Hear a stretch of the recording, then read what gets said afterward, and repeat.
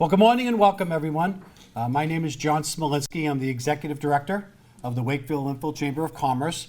I can't tell you how happy it is on my part to see you all here. Senator Lewis and I'm sure Steve Mayo will remember it was almost 2 years ago to this day that we're actually in this room and had a legislative breakfast prior to COVID. So this is a great way to welcome us all back together, mingling and having access to our legislators once again face to face, like we did at one point in time. It's a happy moment to be able to bring everyone together, see one another, and kind of celebrate the opportunity to be free once again. I'd like to take a moment to acknowledge and thank my two peers from the Stoneham Chamber, Megan Day, who's over here to my right.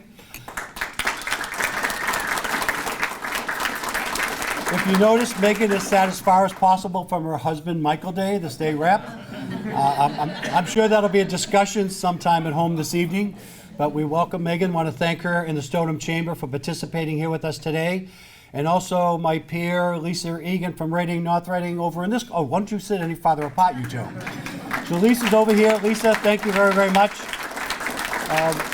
One of the things that has helped our chambers through this COVID, in addition to our members who have sustained us and stayed with us, has been the cooperation that has taken place amongst the chambers in our local area. And here at Wakefield, Lynnfield, we've been very blessed and fortunate to be able to work with individuals, our peers in our neighboring chambers who have established themselves and also experienced the same difficulties we have. When our members are struggling and hard to pay the dues and finding ends a tough way to meet, well, the chambers also face that same challenge because the members are our lifeblood and that's what sustains us. So when our members struggle, we struggle. Together, fortunately, we've been able to help one another and do a number of multi-chamber events, working together to bring our members and our legislators, in this case, together for the benefit of everybody. So my compliments to Megan and to Lisa, who both do a terrific job representing their chambers. And if their board members are here, give them a raise, because they deserve it. They've done a nice job. Actually, working through COVID, they've done a nice job. I have found working through COVID to be a much more difficult experience than just working as we are today. Because when we're doing what we're doing this morning, we're actually meeting and greeting and spending time with our members and representing them in a manner that we want to. When we're working through COVID, there's dissemination of the information, trying to filter the information, what's coming from the town, what's coming from the state, what's coming from the CCC. It's really difficult to decide how much we can just send before it's information overload to our members.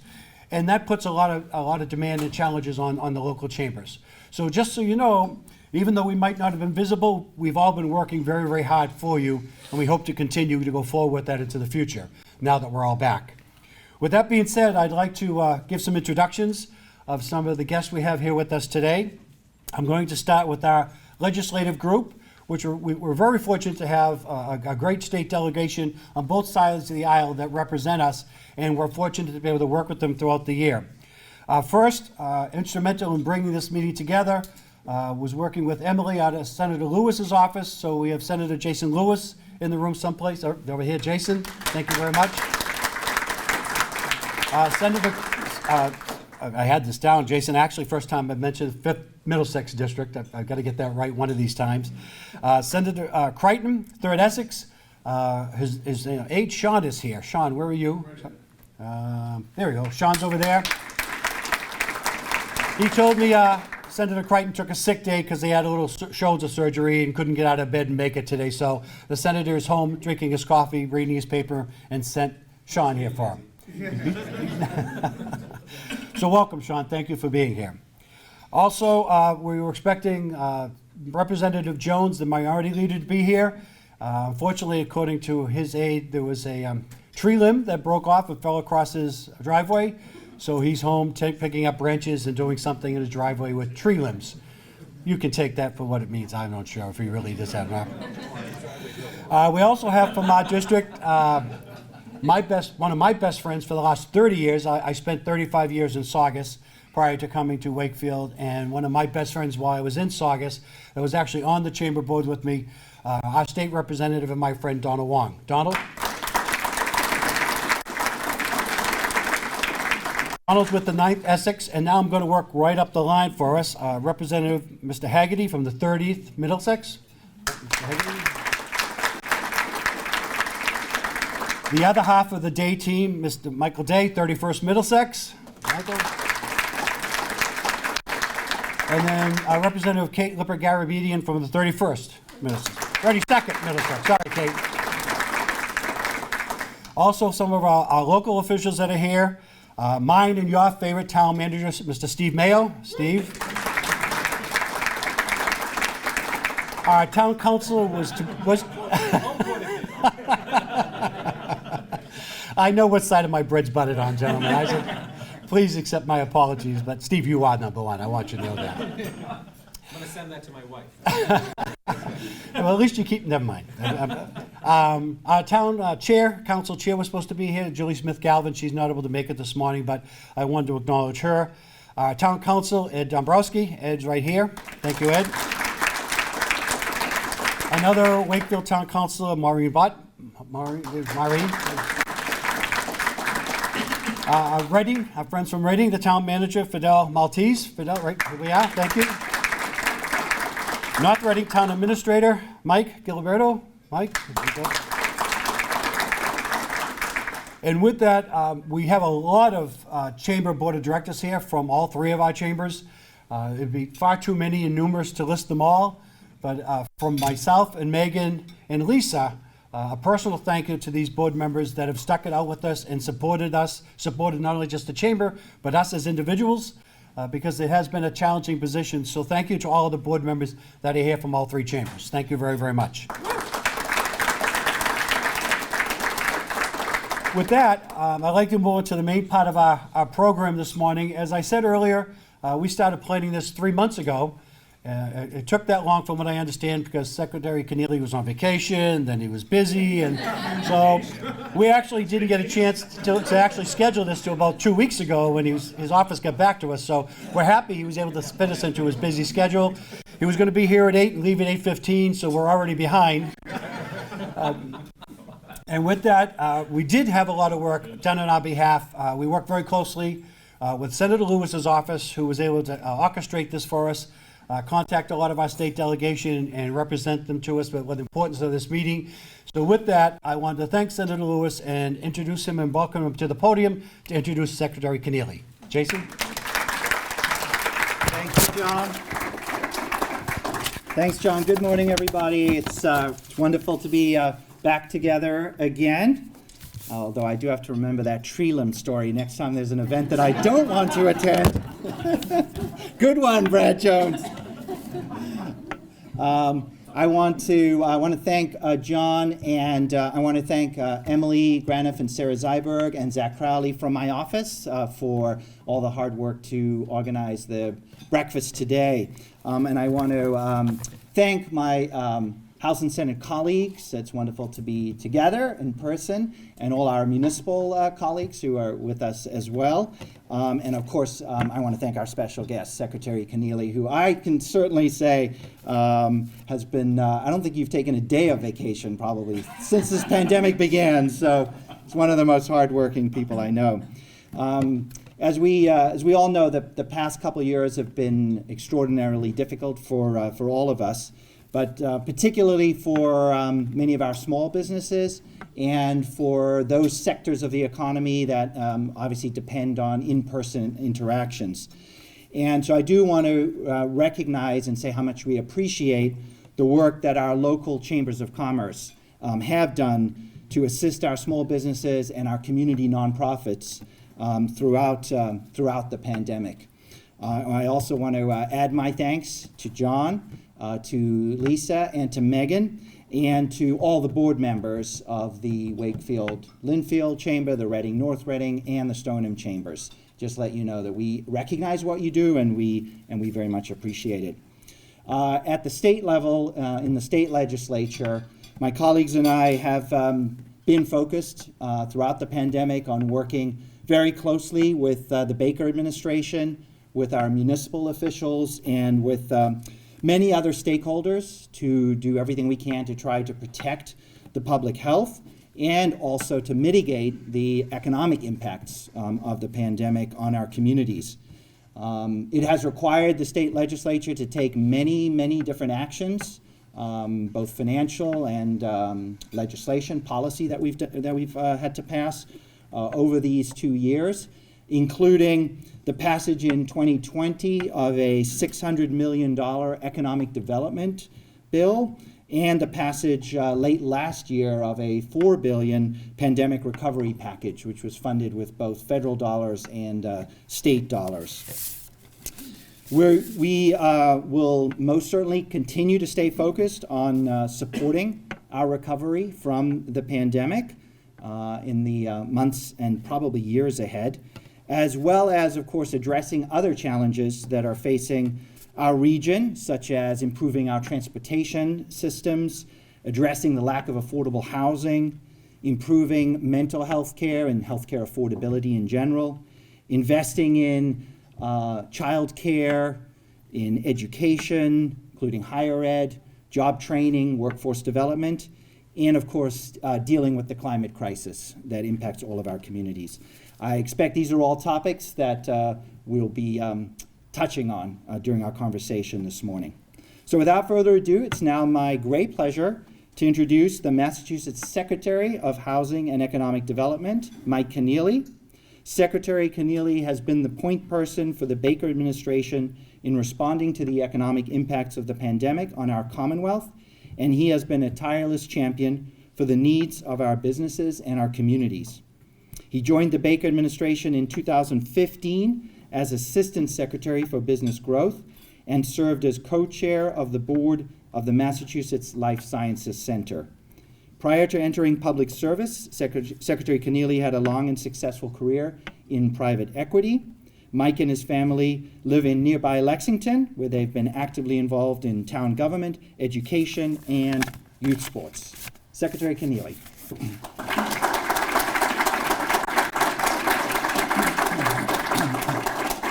Well, Senator, thank you so much for the kind introduction. It's great to be with you all today.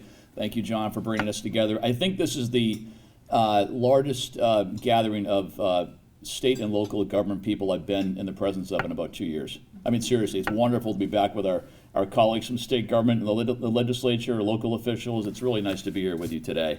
I live in Lexington now. I grew up about 3 miles away from here in Reading. This is kind of home territory for me, so nice to be here.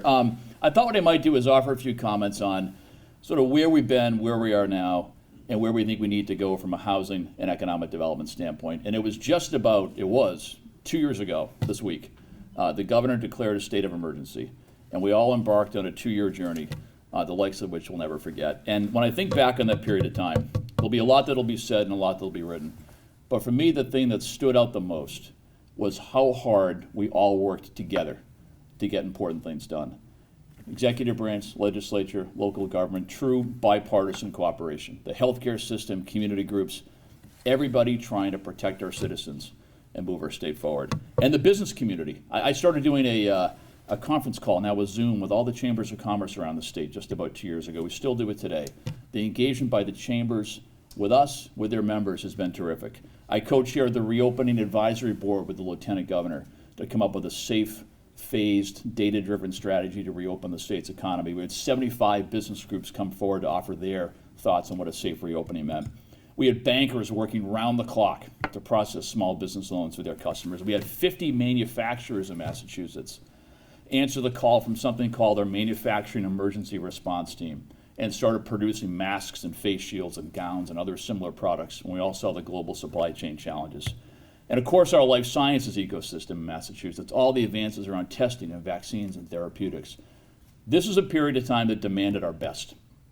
And we all worked together and had a big impact on our state and our country and the world. And that's really how we act, how we think, how we work here in Massachusetts. It's a proud moment for all of us. So here we are, 2 years later, right? We're in this post-pandemic economy. There's been such economic dislocation, in particular our main streets and small businesses. We have global technological changes, global supply chain challenges. We have people really, in a pretty dramatic way, rethinking how and where they want to work and live, right? So there's a lot of changes. And on our team, there's two big concepts that sort of animate our work and how we think. One is competitiveness.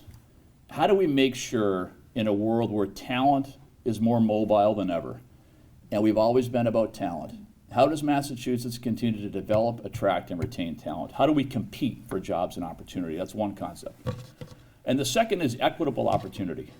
Recognizing that pandemic has had a disproportionate impact on certain of our citizens and communities, how do we set the conditions? How do we create the context where every citizen, every community can succeed? And I'd argue there's 5 things we have to get done to further those objectives of competitiveness and equity. I'll touch on each one of those. One is create the workforce of today and tomorrow. So we have, in the last 7 years in the Baker administration, invested over $100 million in our vocational technical high schools. We've created something called the Career Technical Initiative to expand the capacity of those schools, to get more students through those programs and into high demand areas like advanced manufacturing, healthcare, IT, and the trades. Those industries need more talent, and our folks need different career pathways. And that work, I think, is more urgent than ever. We did this Future of Work study, come out last summer, and we estimated that given all the economic changes of the pandemic, there's probably 300 to 400,000 of our citizens that have to find a different career pathway. And so we have proven programs in place. We need to scale those up and do that work with greater scale and greater urgency than ever, and create the best alignment we can create between our schools and the needs of industry. Our companies need the talent. Our citizens need different career pathways in some cases. How can we create that work at different scale? So workforce of today and tomorrow. Second is continue to be one of the most innovative places on the planet. When you think about Massachusetts today, world leader in life sciences, software, advanced manufacturing, digital health, cybersecurity, robotics, all these great, exciting industries. We lead in those industries. And so the questions for us is, how do we maintain our lead? And how do we look at what's next? What are the next areas? Artificial intelligence, blockchain, quantum computing, financial technology.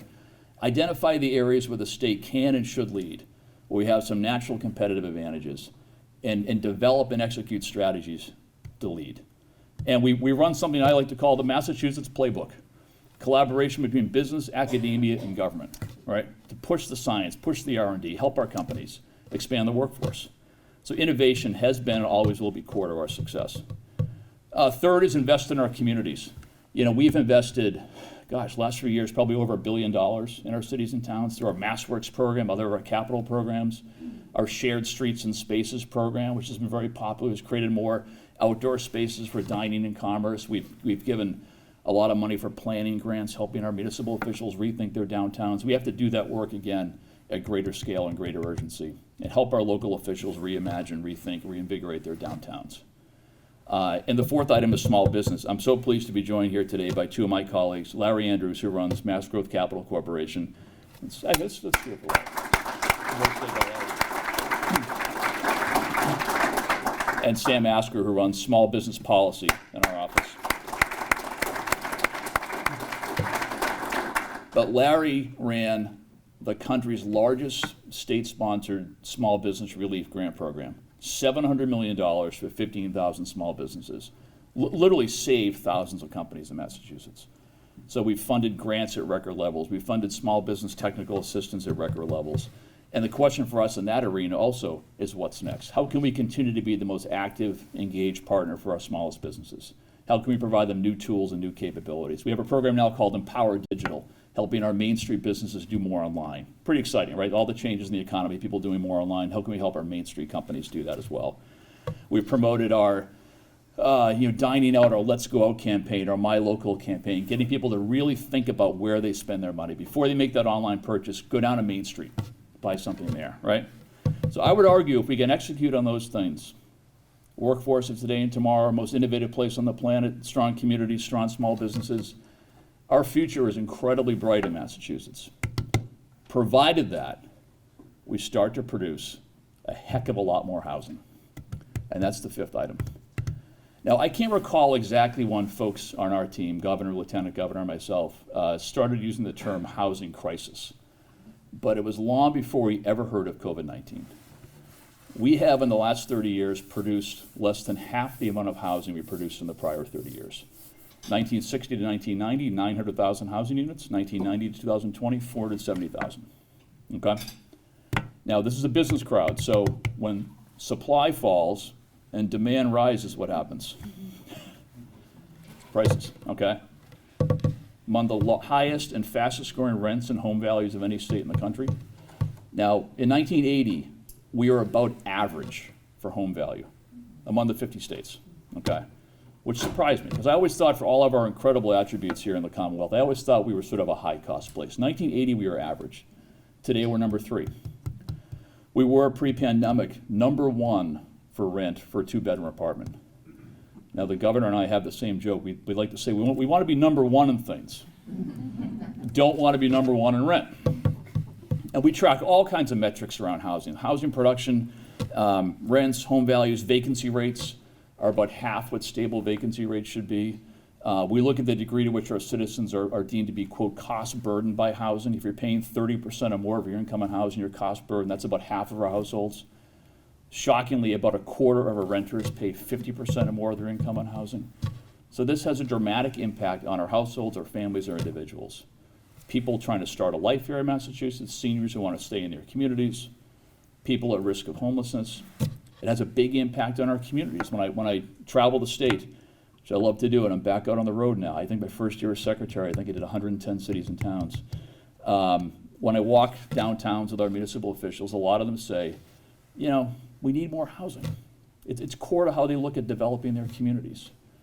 So it hurts our citizens, hurts our communities. It also, in a very meaningful way, impacts our ability to compete economically. So back to my sort of 2 big concepts, competitiveness and equity.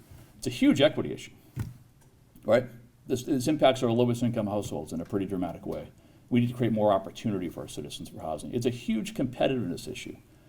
When we compete again for jobs and opportunity, when companies think about, global companies think about where they're gonna expand jobs, and they look at Massachusetts, they say, geez, you're an innovation leader, you got tremendous colleges and universities, you got great cities and towns, you've got great bipartisan governance, you got a lot of things going on, but your housing costs are out of control. Now, one thing we look at is the degree to which, we look at our housing costs compared to other states. We also look at our housing production compared to other cities and states. And you look at places like Seattle and Portland and Charlotte and Austin, not only are they way cheaper than us today, they're producing on average per capita about 3 times the amount of housing we are.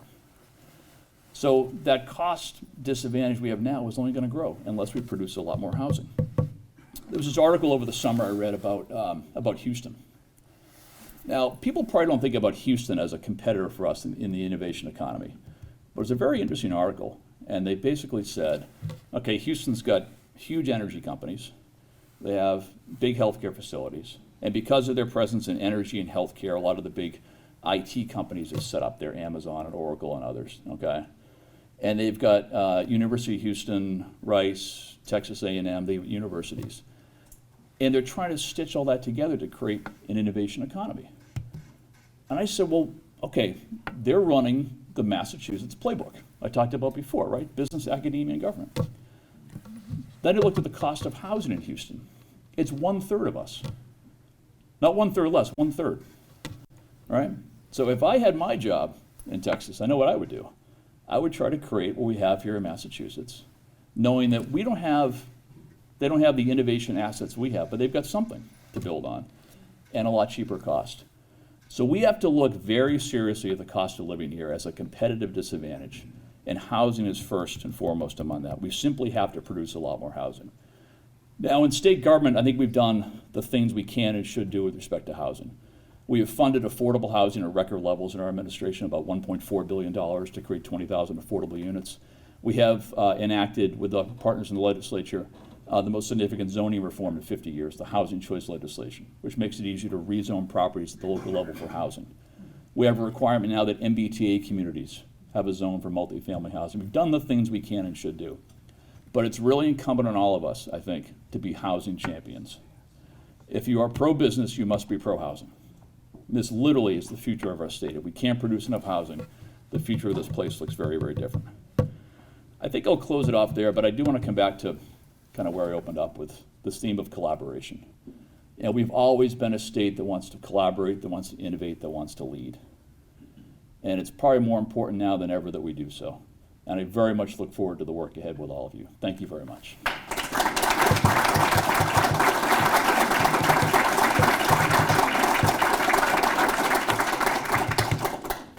Questions? Yes? Zoning in Houston. Sure. Zoning? Yeah. I don't know if they have zoning. Most places have zoning, but, you know, zoning reform is a really, I can go on to this all morning. It is really, really important, and it's one of these things that it gets very technical very quickly, okay? But the housing choice zoning reforms that'll make it easier to rezone properties for housing, I think is incredibly important. The idea of creating, what did I miss? All right. House. Yeah. Uh-oh. Section. Okay. It's critically important. And for so much of the history of our country, zoning has been a tool to exclude. It's been a barrier. We have to knock down some of those barriers. Politically, Corey, senator from the East Coast, he was proposing a couple of years ago that if his party got in, they would, every town, city and town would have to go along with the government zoning. If they didn't, the Chapter 90 money could be withheld Sorry, who's this? on zoning. No, who? Okay. Okay. Yeah. So, that's pushing it the other way. I think the key for us is to come up with zoning reform that works for Massachusetts. I think we've done that. We have 351 cities and towns. They're all different, all right? And we have a long tradition of local control where land use decisions are made locally. And so the question for us with housing choice was, you know, how do you preserve and provide for local control but make it easier to rezone properties? And so for the set of housing best practices that housing choice governs, it was always a 2/3 vote of the local body. Now it's a simple majority vote, but it's still a local vote, so, yeah. With all of the buildings that are somewhat empty right now. Yeah. Has the state looked at that situation of changing into housing, or, you know, instead of building more, I mean, what's gonna happen with all these, I mean, people aren't going back to work, no. Yeah. They're staying home, leaving the pajamas on and going behind the Zoom. And they're just not coming back to work. You know, to Boston. Yeah, I don't know, you know, I think the, Park and pay all that expensive stuff. I think the jury's out on that one. I think for our biggest companies, they're starting to get people back in the office. I think it's very likely to be a hybrid model, not a 5-day-a-week model. On the one hand, you can say that work from home is here to stay. On the other hand, we're seeing big commercial real estate deals get done in downtown Boston, people opening new offices. So I think we're gonna track that stuff very, very carefully. There have been a number of lab conversion projects underway now, people converting offices to lab. You'll probably start to see some of that with housing as well, but I think we need to see how this settles out. What are the needs for office space? And can existing buildings be repurposed for lab or home or something else? So, but we're watching all that stuff really, really carefully. Yeah. With everything that's been done through your office and Larry's, I'm just curious, what's still left to come? The majority of our membership here are 1 to 5, 1 to 6 employees. Yeah. We're really down on the plane there. What funding sources do you see still being available to them? And how did they find out about it to even apply for it? What did you use in their own business? We'll call Larry. All right. Look, I think. Yeah, right. Look, we are moving from relief into recovery into growth at this point. Okay, so there will not be $700 million of relief grants, but we do have. Larry does have other capital available, including a $75 million grant program today. One thing we're working on right now is how do we create long-term sustainable sources of funding for our small businesses? How do we work with our community development financial institutions and others to provide them more capital to get their loans and grants and equity out to their companies? So I think we're in a different mode now. This is the existing sources of capital we had pre-pandemic. There'll be more state sources as well. We have something called the, through the feds, SSBCI, State Small Business Credit Initiative. That'll be $160 million. $168 million coming in. So new state capital, new federal capital, hopefully new tools to help empower our community-based financial institutions, and some targeted money from Larry. That's kind of the portfolio right now, if you will. Yeah. Agree and support everything you just said. I work on economic development in the town of Wilmington. And the challenge is that the residents don't buy into what you've just said. What I mean by that, and specifically with regards to housing. No one wants another bunch of condos. I shouldn't say no one, but generally the population is resistant to the idea of this. We don't want more housing. The schools can't handle it. The police, we're going to have to hire more cops, more firefighters. So there's a lot of reticence and resistance to that notion. And I, from an economic development perspective, I'm trying to figure out how to frame that conversation so that they can understand that that supports the business, it supports the economy, it supports, you know, all the things that we're talking about. It's a hard argument to make to people who are passionate about the opposite. How much time do we have? I'd say a couple of things. If we can't produce a lot more housing, I don't know what the future of this place looks like. Okay? The economy that we've had now for generations, okay, is at risk if we can't produce more housing. All right? I would ask people to think about multi-generational families in gateway cities living in crowded housing conditions because they can't afford anything else. Okay? That is unfortunate in normal circumstances and downright dangerous during a pandemic. Okay, you look at the disproportionate impact of the pandemic on our communities of color around the state. Okay, the governor set up this health equity advisory group and said, geez, why did that happen? Crowded housing conditions. Okay, it's first and foremost on that list. So I'd ask those folks, you know, what they think the future of this place looks like. How are we going to compete? Is it fair to low-income households that need more housing equity, more housing opportunity, people of color, our seniors and others, okay? I'd also ask them where they think their kids are gonna live. This is really important, folks, and I hear these arguments a lot. People will say, geez, what about schools and all this cost? By the way, there's been studies up and down that there is no long-term cost to a community in developing more housing. There just isn't. And so we're not going to have the kind of state we're all going to be proud of unless we solve this problem. And you can look at it as it's going to impact people that you may not know, may never meet, but it's going to hit home at some point in all of our communities. We simply have to get back, as the governor says, back in the housing production business. Yeah? So, hi, I'm Erin from kind of Wakefield. I think at the beginning of the pandemic and kind of halfway through, there was a lot of conversation about a lot of companies moving out to our area here along this, 128 belt. Is that something you're still seeing, or even having satellite campuses, downsizing and moving out this way so they're closer to their workforce? Yeah. Is that something that you're hearing still? And how do we best position ourselves as these communities along this corridor here to attract those companies? We are hearing some of that for sure. Let me say a couple things in that regard. The future of work study I mentioned, one of the concepts in there is that the center of gravity may shift. There's so much economic activity in Boston, right? And people live outside Boston, commute in. Well, that's going to change in some degree, right? People will think about where they want to live, where they want to work. That could be different, which means I think that there's probably a broader set of opportunities statewide in all of our cities and towns. That's one thing. The life sciences economy. Life sciences used to be Kendall Square, then it was Kendall Square in the Seaport. Now I feel like it's everywhere, right? That industry is booming, in particular in manufacturing and office space. So the life sciences footprint just keeps kind of growing and growing. And I think when people think about where they want to live and how they want to commute, that opens up opportunities for new offices around the state as well. There's a lot going on there, a heck of a lot going on. So we're tracking all that stuff really carefully.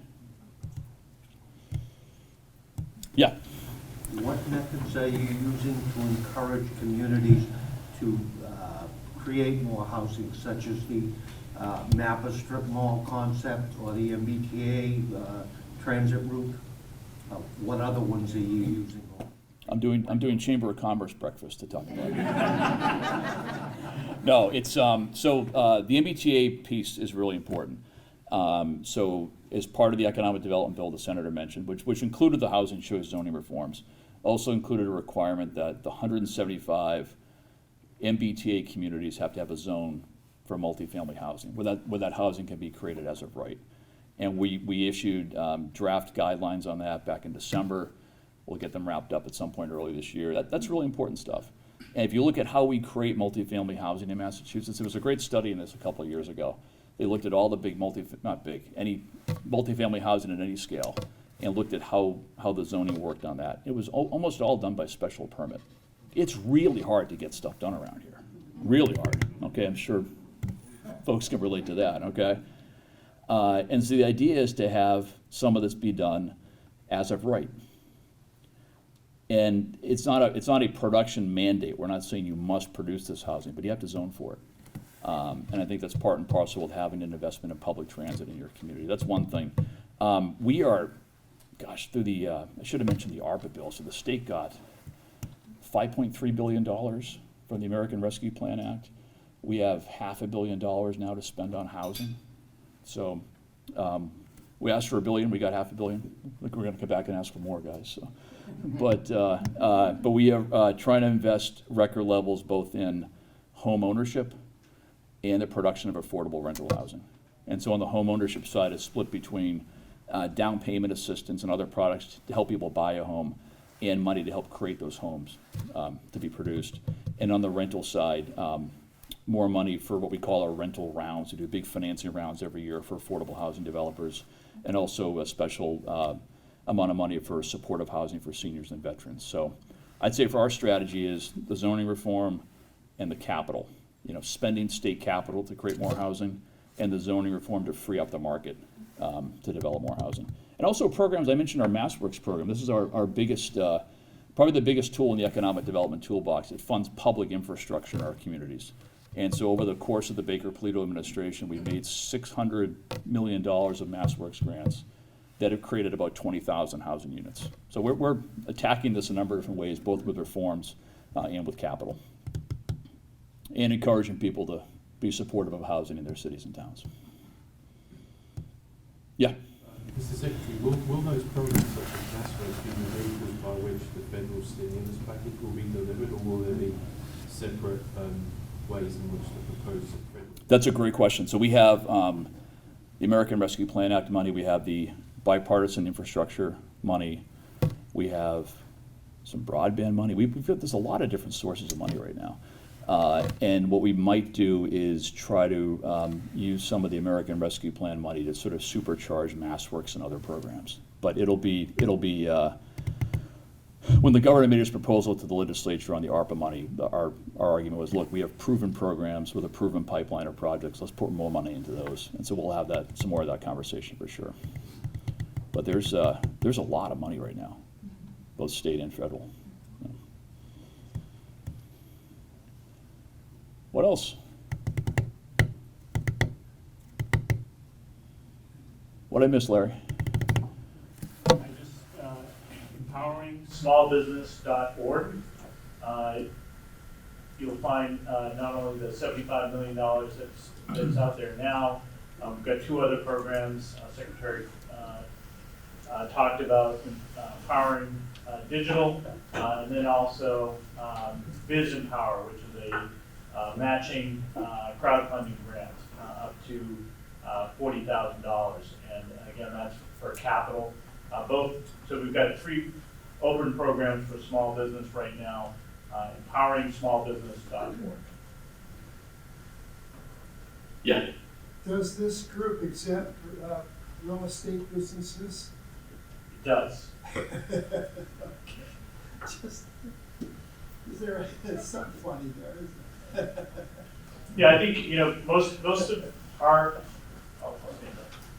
our programs are for really Main Street businesses, person-to-person businesses, those that really have been impacted by COVID. Not that everybody's been impacted by COVID, but not necessarily real estate development.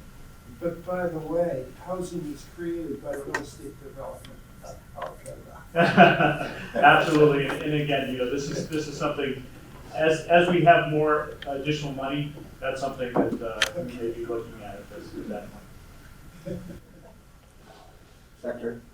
Just from the, Mike Day, they rep out of Winchester and Song. Just from a legislative's perspective, the relationship with the Baker administration has been fantastic on getting this money out on the streets. Yes. The Secretary talked about pockets of money and pools of money. That's accurate. What you'll see, I think, from the legislature is a push to get this last mile done on our commuter rails, on our buses, on our subways. We can't get people to work in these new housing developments if they don't have access. And as you all know, especially in this area, our roads are clogged already. Waze is sending folks through our neighborhoods, and it is backed up to get from, drop our son off to middle school in the morning. It's a 45-minute commute back and forth.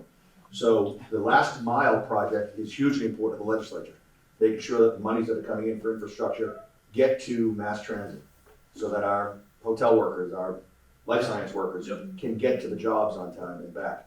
The other piece I'd say, well, we may have a little bit of a different opinion on the housing side. When's the last time you saw government housing built? Right? The GI Bill was pretty much, the post-war build was pretty much it. And so the legislature is going to be pushing for a lot of these monies to be put into government expansion of housing as well. There's a role certainly for the private sector, a huge role, I'd say the dominant role in housing development. But there's also a role for that, what the secretary talked about, that lowest income quotient of people. Where are they going to get housing? Because real estate housing trusts are built on profit, as they should be. That's the capitalist system. There's a gap there. And that's, I think, what we're looking at a lot of as well, is expanding our public housing stock. Because there is a lot right now of individuals on a wait list to get in there. So those are discussions I think we're going to be continuing with the legislature and going forward as to how these federal monies and state monies are spent in our communities. Those are really good points, and I echo the representative's comment on the collaboration with the legislature, which has been terrific. I mean, this place has been a model of bipartisan governance now for a long time. So on the housing piece, like the strategy sort of has to be all of the above. We have to throw so many resources at this one. We do now today in Massachusetts. We're one of only 4 states with state-owned public housing. We're by far the largest. We got $150 million in the legislature on projects for our public housing ecosystem. So there's a lot more to go on all that stuff. So, yeah. Cynthia Mead from the Zoo. How are you doing, Mr. Good. Secretary? I just wanted to express, I think on behalf of everybody, our thanks for all the work that the administration has done over the last several years. It has not been easy. We know that we felt the pain, and we know everybody else has too. So you guys worked very hard, so thank you very much. Oh, thank you.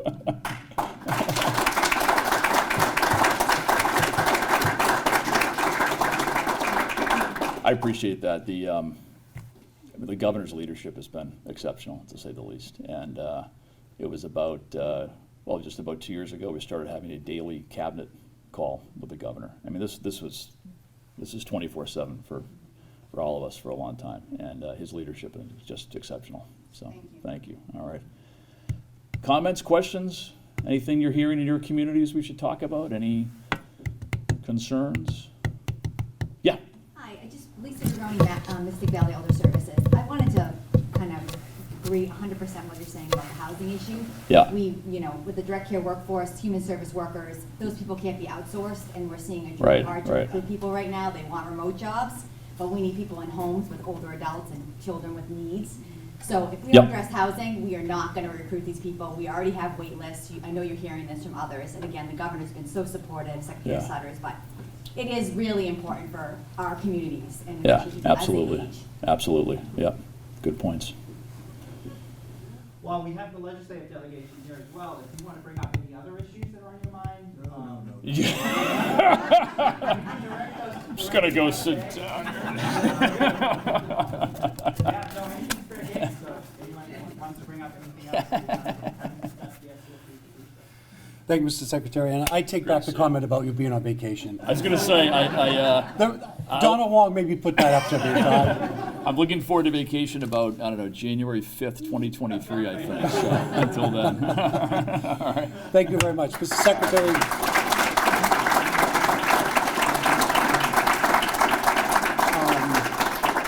Before you go, I just wanted to say thank you to all of you for being here. I believe that the cumulative effect of us being able to get together once again will be a very positive one for all of us.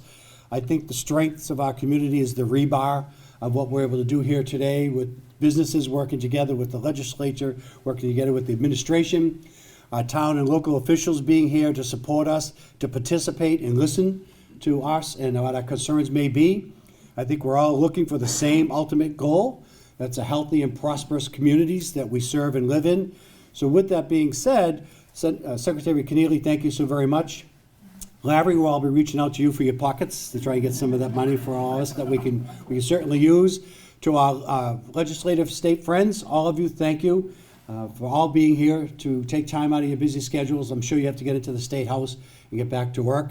So thank you for being here. Town managers, thank you all. Administrators, appreciate that. Town councilors that are here. All of us play a role. All of us play a part.